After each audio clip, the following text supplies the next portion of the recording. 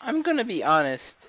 Out of the three next-gen systems, the PS4, the Xbox One, and the Wii U has the least amount of games for me. I can't play GTA 5, Battlefield, Shadow of Mordor, Star Wars Battlefront, or even the recently announced Fallout 4 on the system.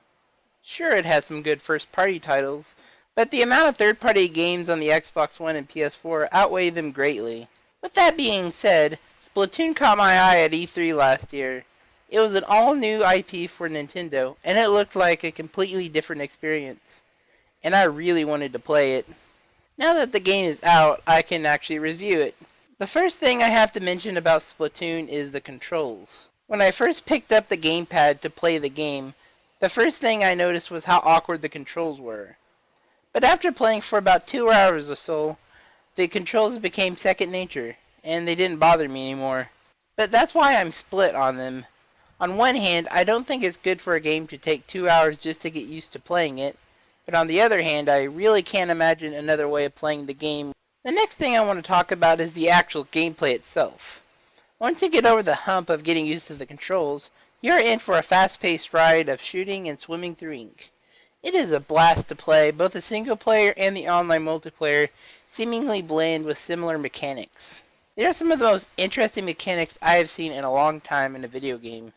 The offline single player of Splatoon is called Hero Mode, and it is a puzzle slash platformer slash shooter.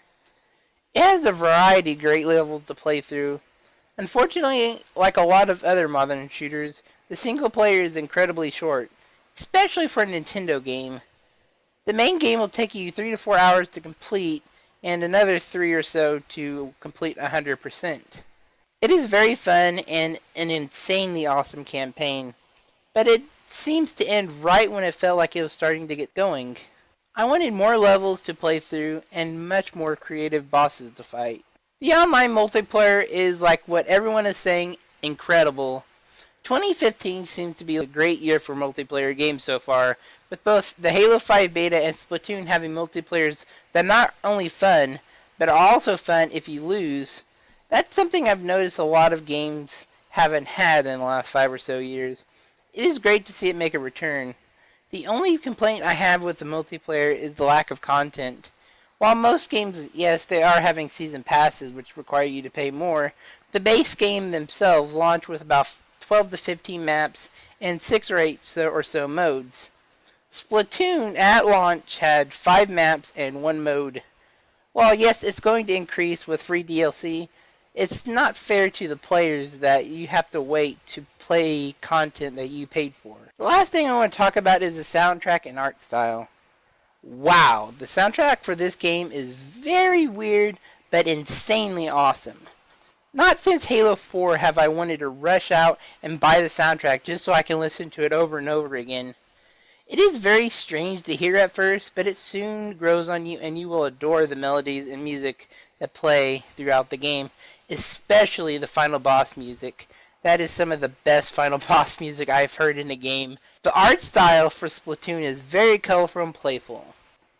The character designs are just downright adorable, and the outfit you choose from have a very 90s feel to them, which gets a big thumbs up from me.